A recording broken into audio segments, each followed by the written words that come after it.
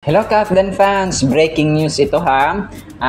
At saka itong kay Ma'am Catherine, siya daw yung nagsasabi na wag muna magsalita si Mayor Mark Alcala tungkol sa kanilang relasyon mga kasembreros. And of course, ang tulay ng Kapdan, nagkita na naman kagabi mga kasembreros. Yan at marami pang ibang items. So unahin natin ito. So congrats kay Sir Alden kasi tinanghal na naman siya, no? Ginawaran siya ng Anak TV Seal Awards mga kasembreros na Hall of Famer, no?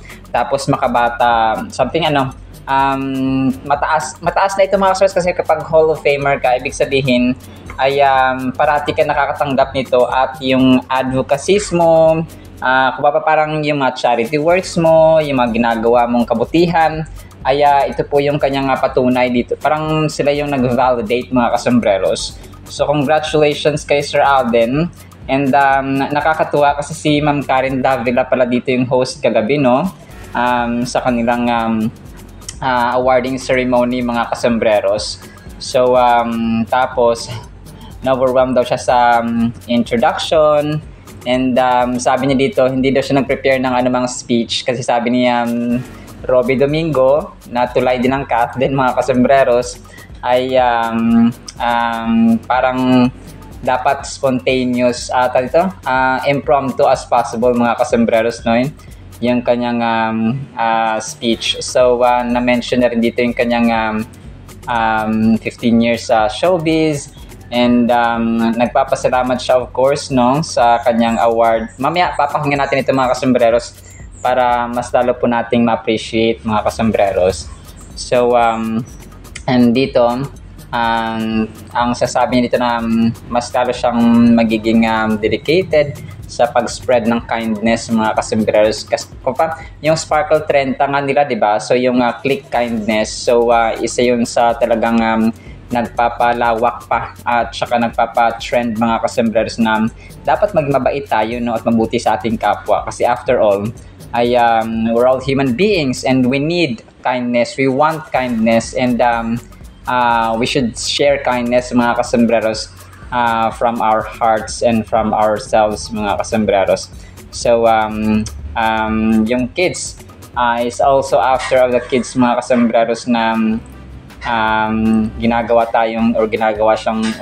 silang example, especially yung mga artista kasi sila yung sikat, sila yung nasa public mga kasembreros. So dapat maging good example daw, no, ang mga artista. And that is true kasi kung karamihan sa mga artista nagpapalit-palit ng jowa, ng asawa from time to time, so nagagaya din ng mga karamihan mga kasembreros. So malaki kasi yung impact ng mga artista, ng mga influencers, ng mga vloggers kasi sila yung nasa public, nasa camera mga kasembreros. So kung itong artista na ito or maraming artista, maraming vloggers na ginagawa yung mali, ay susundin din ng mga susunod na generation kahit na yung mga matatanda gagaya. So dati talaga yung mga prank, no, yung mga delikado na prank ginaya ng karamihan, no. Tingnan, may mga nasampulan. So may manakulong pa dahil dyan sa mga maling prank mga kasembreros. Iba pa may namatay kasi yung iba doon ay tawag dito, yung kunwari baril daw ay plastic lang pala, pulis pala yung naka-prank nila. So yun, kumaga pa nakuha nila yung kanilang premyo mga kasembreros. So yun, no, hindi going back dito, no, kay Sir Alden ay nagpapasalamat siya mga kasembreros sa kanya natanggap na award of course. So, mamaya papakinggan din natin ito mga kasembreros. And then ito, nakakatuwa kasi si Tita Long Gumatay na tulay ng Kapdan ay andun din siya, no, present siya mga kasembreros. So wala man siya dun sa mismong video, pero yung video niya ay may pangalan niya, no, Tita Long mga kasembreros. So tapos pinost niya sa kanyang Facebook account. Tapos yung ibang artista, ibang mga fans of course, no, ay nagpa-picture isa-isa kay Sir Alden mga kasembreros. Tapos may nagpag-greet pa sa kanya na happy birthday, blessed na. Sabi nga, so dami pila-pila to the max mga kasembreros, no, and hindi na makakaya ni Sir Alden ng kanyang oras at panahon. Kung kaya ay tinapos na niya yung kanyang dito yung mapagpa-picture mga kasembreros. And then itong kay Mayor Mark Alcala, nakakatawa ito. Yung may nakita akong isang YouTube channel, kagabi nila in-upload mga kasembreros. Tawag dito, The Tirada Show, no? Ito siya mga kasembreros ay para medyo nakaka yung kanilang tawag dito, yung mga terms dito mga kasembreros. So ito po ay yung The Tirada Show mga kasembreros, no? Hindi ko na lang po i-mention yung mga hosts. So sabi nila ay parang si Ma'am Catherine daw yung nagpipigil kay Sir Alden kay Sir Mayor Mark Alcala na wag mo nang ibulgar or sabihin ang kanilang relationship mga kasembreros. So according daw sa kanilang maliit na bubuit na kanilang source naman mga kasembreros ay gusto na daw magpakalalaki ni Mayor Mark Alcala na ibunyag na sa public yung kanilang relationship, pero si Ma'am Catherine pa daw si Ma'am Catherine pa daw yung nagpipigil mga customers na wag muna, let's enjoy no yung ating relationship and so on. So parang medyo nakaka-down no sa part ni Ma'am Catherine, and yung mga terms nila dito na iba sa inahaba-haba ng kanilang pag-uusap ay medyo below the belt no yung ibang mga terms nito. Medyo nakakatawa na medyo nakakainis ito mga kasembreros. Diario Tirada no mga kasembreros ang kanilang YouTube channel. So yun, and then nakakatawa ito kasi si Ma'am Catherine pa talaga yung magpipigil no? na hindi ibunyag yung kanilang relationship mga kasembreros. So which is very funny na kahit isang resibo ay wala naman talaga sila makikita at nakikita mga kasembreros at maipresenta no. Kasi kung meron dapat may lapag, tapos alam mo yung sofa dun sa condo, ang dami namang condo. So nakakatawa lang talaga mga kasembreros ang mga issue. Kung pilit nilang tinatahi, pilit nilang pinagdudugtong, pero kahit isang resibo, isang video, isang solid at legit na picture ay never at walang lumalabas mga kasembreros.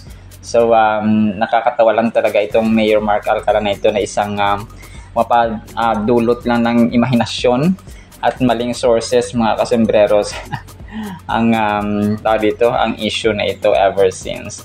And then ito, so nakakatuwa no kasi ang picture ng Catherine ay magkatabi no yung kanilang yung sa bench nga nila mga kasembreros. Magkatabi si Ma'am Catherine at saka si Sir Alden dito mga kasembreros no. Parang sa isang mall ito. Tapos ay kasi di ba front faces ang Catherine mga kasembreros ng bench no na sikat na clothing brand.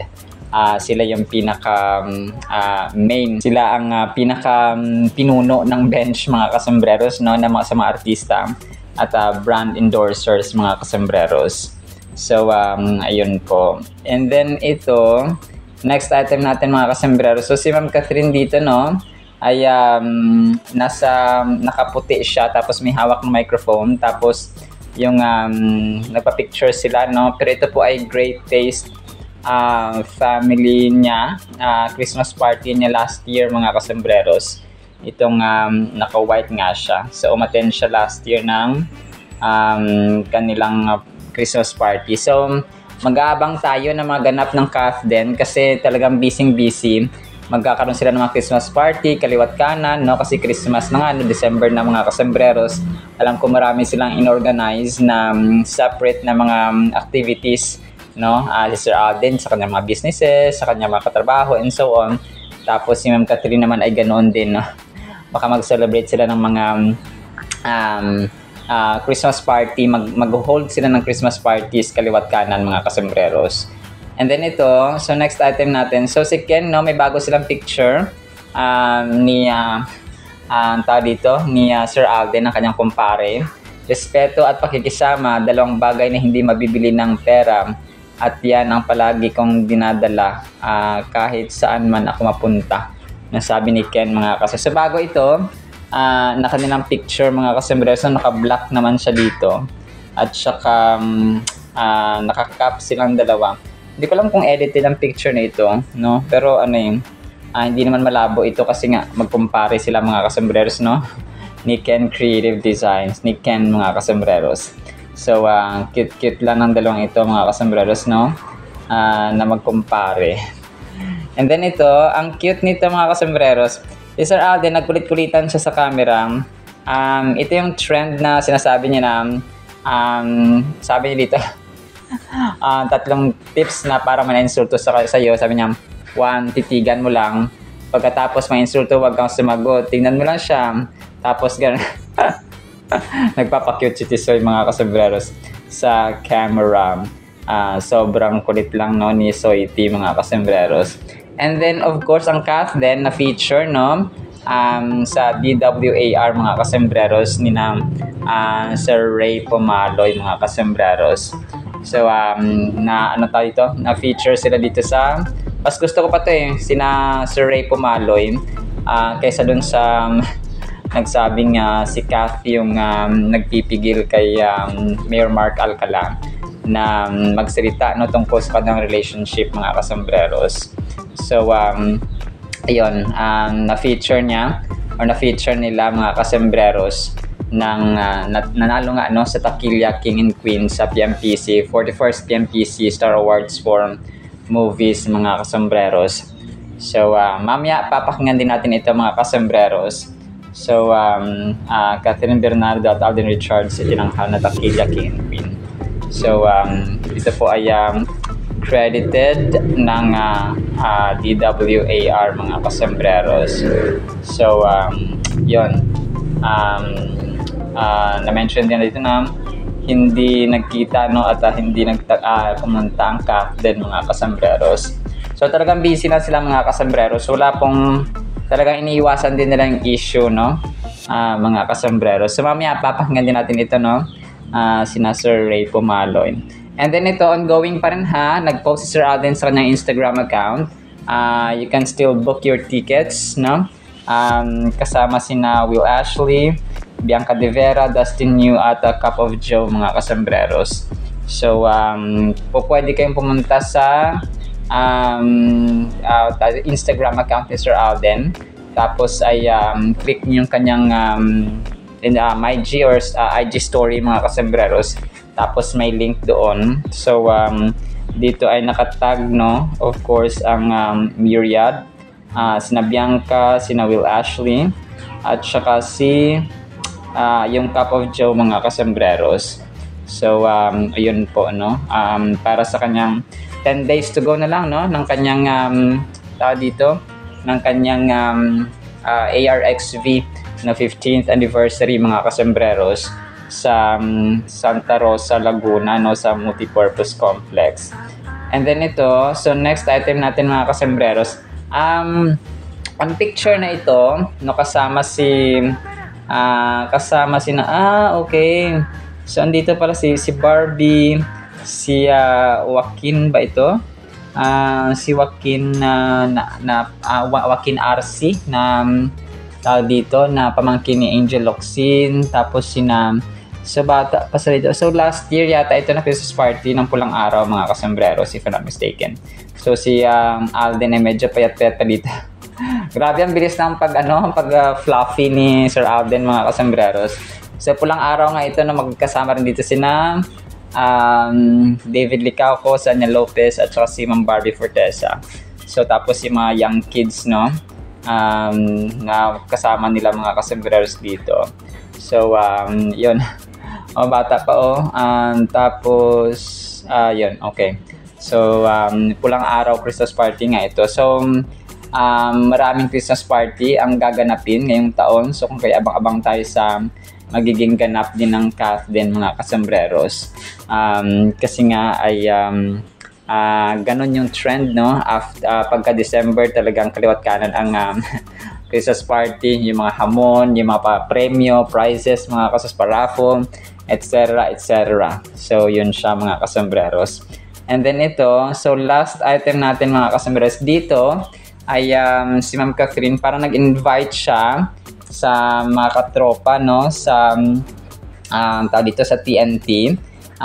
This is her first time mga kasambreros na meet and greet mga kasambreros sa TNT. Pero this was December 22, December 28 mga kasambreros, last December pa no, 2024. So, and yun nga, no, sabi text raffle to 5858 at mag-load ng Saya O 149 from December 22 to 20 to earn entries. So, ito po ay last year pa. So, malamang ngayong taon, meron ulit silang ganap mga kasembra sa TNT at sa iba pang mga brands ni Ma'am Catherine.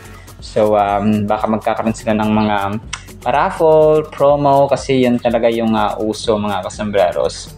Alright, so yan lang actually sa ating Catherine items, no? Sana po ipakinggan natin ng Word of God. Today is December 3, 2025 na mga kasembreros. So, Wednesday na po mga kasembreros, no? Ay kabilis ng panahon. middle day of the week na mga kasembreros, no? Midweek na. So, yun po. So, sana po ipakinggan pa natin. Hindi. Pakinggan muna natin itong mga items ng tinawag yung speech ni Sir Alden and then yung kina Sir Ray Pumaloy mga kasembreros. And abangan nyo ha, meron tayong pasabog sa susunod na vlog which is naiyak na Sir Alden and then about sa kanyang mapapakasawa ang kanyang pinag-usapan dito mga kasembreros. So excited na tayo. So yun po, napakinggan pa natin ito and then yung salita ng Panginoon afterwards. Blessed Wednesday po sa bawat isa. From Miss Karen, pero of course, sa Anak TV awards po, maraming salamat po for the continuous recognition since I started my career in the past 15 years. I think it's very essential for us public figures po to be given this kind of recognition so that it can ground us and to give us even more fuel to continue po what we have started to do. I've been very much into, of course, in spreading kindness and doing our social responsibilities for our country through the platform that we've been given. So with this book, this is another reminder for me to keep on pursuing, keep on giving inspiration to a lot of people, especially the kids who is watching and looking at us from afar with the things that we do. Kasi hindi naman po kami nalagay dito para lang for the mere sake of pag-cute or maging idol ng mga kabataan in terms of the way we look, but it's really more of our core values that has to be transcended towards them. And I think this award and this recognition as a Hall of Famer gives me even more due diligence to fulfill my duties po dito sa industriya kung nasan man po ako ngayon. So again, ma'am, maraming salamat to everyone, to all the awardees, congratulations, and thank you Anak TV for giving me this Hall of Famer. Tama si Rocky, tumatanda na po kami. So thank you so much.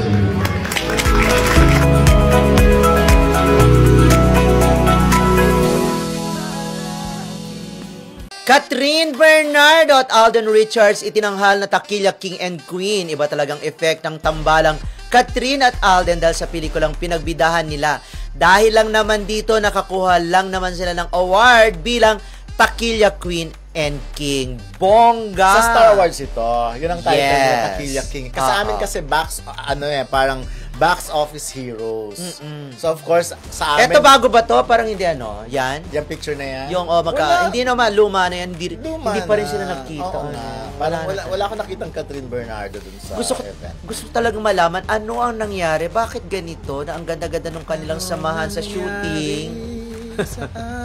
Diba? Dalawa. Ikaw ba? Magbigay ka nga ng konti. Ano ba? Ano ba ang dahilan? Iba-iba kasing version eh. Marami diba? kasi. Ang dami kasing version. Daming may keso. Napaasa daw si Catherine. Yes, parang ganon. Isa, may na-discover daw yung isa kay ganito. But then, kaya lang kasi, pwede naman talagang, ewan ko, pwede naman magkaibigan, di ba? Yun nga, kinalulungkot kasi ng marami talaga. Yung bakit hindi naging friends? Hindi man lang, kahit nasabihin natin shooting friends. Baka naman nakita, okay. Baka naman siguro respeto na lang doon kay Mayor. Kasi naniniwala ako nung ginagawa na yung pelikula, parang meron na, hindi nga lang masyadong flaunt. Kasi nga, meron silang love team. Baka nga. Pero syempre naman, di ba? Trabaho is trabaho. Kahit yung pamilya ni, di ba? Pamilya ni Catherine. At para po sa ating Word of God ay sobrang the best po nito mga kasamaras. Ang title po natin, Ang Mga Itinataas. Philippians 2 verses 9 to 11. Therefore, God has also highly exalted him, Jesus Christ, and given him, Jesus Christ, the name which is above every name, and that at the name of Jesus, every knee should bow, of those in heaven and of those on earth and of those under the earth, and that every tongue should confess that Jesus Christ is Lord, to the glory of God the Father. Napakaganda ito mga kasambreros. Imagine natin, Jesus Christ ay king na siya, no? Hari. Ay nakaluklok siya sa trono ng heaven mga kasambreros. So si God the Father, Jesus Christ, Holy Spirit, no, they're governing the entire mankind, no, the entire universe, no, the entire heaven, and even under the heaven mga kasambreros. So hari na siya, he owns everything, no, he owns, kasi nga sila yung lumikha ng lahat-lahat mga kasambreros, di ba? Pero nung pumunta siya sa lupa, hindi siya nagpakahari, siya ay naglingkod mga kasambreros, no. Kung kaya yung sabi dito na ang mga itinataas ng Panginoon ay yung mga nagpapakumbaba. Yung mga nagpapakataas naman sa kanang sarili, nagiging mayabang, nagiging prideful, ay binabagsak kagaya ni Lucifer mga kasambreros. So which is the total opposite. So kung kaya sa buhay natin, no, sabi niya dito, therefore God also say, kasi ang tao talaga ngayon makadamit lang ng mamahalin, makabili lang ng mga, so dumami lang ang pera, talaga naging mayabang na. May mga ilan naman mga kasambreros na they stay grounded, no, they stay humble mga kasambreros. Even may mga kasikatan na sila, no, Sir Alden, talagang ganun siya, no. Yung pera, yung status, yung pangalan lang ang nag-iba, pero yung kanyang ugali na pagiging humble ay hindi mga kasambreros, no. So kung kaya ang Diyos din ay pinagpapala siya at saka iniaangat palalo because of his humility as well. So Sir Alden nag-fail, no, lahat tayo nag-fail in Jesus Christ himself. Kaya nagsasabi dito ni Apostle Paul ay si Jesus Christ ay dahil sa kanyang pagsunod, dahil sa kanyang pagpapakumbaba mga kasambreros, even to the point of death, ay itinaas siya, no. Kung kaya sa buhay natin, parati nating isipin, and kahit ako, no, reminder to sa akin na you have to stay grounded, you have to stay humble, wear humbleness like a cloth mga. So parang damit siya ba na sinusuot natin mga kasusing humility. Di ba pag lumalabas tayo ng bahay, hindi tayo nakakalabas ng walang damit, no? Gaya din ng humility, gaya ng humbleness. Dapat pag umaalis tayo ng bahay, pag lumalabas tayo, even sa loob ng bahay, ay suot-suot natin na parang damit ang humility mga kasambreros. Only then na kung tayo po ay itataas ng Panginoon mga kasambreros, if we always humble ourselves mga. Yun ang sekreto, no? Hindi sekreto yung kumaga pa yung pagiging materialistic, no? Yung parang parati gusto mo dapat branded yung mga damit, branded yung sapatos, branded yung cellphone, branded yung camera, branded yung lahat-lahat mga, pati yung mga gamit sa bahay branded, no. Kung wala kang maibili, no, talaga sa amin nasanay kami ng simplicity mga kasambreros, no. Payak ngunit masaya at puno ng pag-ibig sa loob ng tahanan. May mga conflict, yes. May mga misunderstanding, yes. May mga konting discussion minsan, yes. Pero nandoon yung pagpapatawad at the end of the day. And actually, hindi at the end of the day, seconds lang, minutes lang talagang nare-resolve agad at back to normal na mga magandang trato sa bawat isa mga kasambreros. So, kung kaya yung humility talagang isuot natin ito mga kasambreros. So, si Jesus Christ, well, pwede natin sabihin na, Diyos naman si Jesus Christ, no? Kaya nakaya niyang gawin kasi Diyos siya. Pero, nagpakatao siya. He felt the same people felt, no? Like the disciples, no? Kagaya ng mga disciples, kumain siya. Kagaya ng mga disciples, nainitan siya. Kagaya ng mga disciples, naglakad siya. Kagaya ng mga disciples ay natulog siya. Kagaya ng mga disciples ay nandoon yung they were on the same scenarios. They were on the same boat mga kasambreros. They were in the same situation. They were on the same location mga kasambreros, no, ng mga disciples. But Jesus Christ, hindi siya nagkasala even in millisecond mga kasambreros, no. Doon natin makita na yes, he was in the form of flesh. Pero unang-una sa lahat, yung kanyang goal dito, yung kanyang ginawa ay hindi siya nagpakahari. Hindi siya nagpaka-bossing-bossing na, ito, gawin mo to, ikaw Pedro, ikaw Matthew, So hindi siya ganoon mga kasambreros. On the other hand, no, ay naging tagapaglingkod, nagpakumaba siya mga kasambreros at nagsilbi sa tao. Kasi kung pinakauna mong basihan dyan, kung siya ay nagpakahari, nagpakasosyal, nagpaka-bossing, nagpaka-CEO, at saka naging parang level ng presidente. Pinanganak siya, saan? Sa Sabsaban. Hindi siya pinanganak sa isang mamahaling hospital.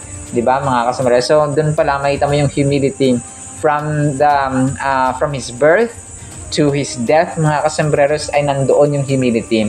He lived a sinless life, mga kasambreros. No, that's Jesus Christ, no, Messiah, the Son of the living God. So, yun, talagang siya yung pinaka-ultimate na example ng humility, mga kasambreros. And, ang nangyari dito ay ginawa siyang the most supreme, no? The highest, and lahat ng tao ay magbabow down sa pangalan ni Lord Jesus Christ because of His submission and humility, mga kasambreros. So, hindi naman ibig sabihin na, sige, magpapakahumble ako tapos luluhod ang mga tao afterwards. So, hindi ganun, mga kasambreros, because we're not God, no? Forever tayong humble because God Himself should be bowed down, mga kasambreros. This verse highlights the supremacy of Jesus Christ. It emphasizes that Jesus is exalted above all, implying that He holds a position of ultimate authority and power. The imagery of every knee bowing and every tongue confessing Him as Lord speaks to the universal acknowledgement of His divinity and sovereignty. This verse underscores the unparalleled status of Jesus as the supreme ruler and savior. So, pinaka-supreme, no? Wala siyang kapantay at wala siyang katulad, mga kasambreros. So, kung meron tayong luluhuran, kung meron tayong i-worship, kung meron tayong i-prioritize sa ating buhay, yan ay nag-iisang Lord Jesus Christ, no? And God Himself, no?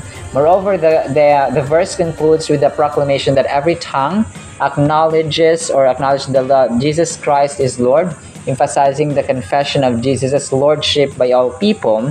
This confession only underscores or aligns with Romans chapter 10 verse 9, where confessing Jesus as Lord leads to salvation. So the passage not only underscores the universal lordship of Jesus, but also invites believers to acknowledge and proclaim His authority sa ating buhay or sa kanilang buhay, mga kasambreros.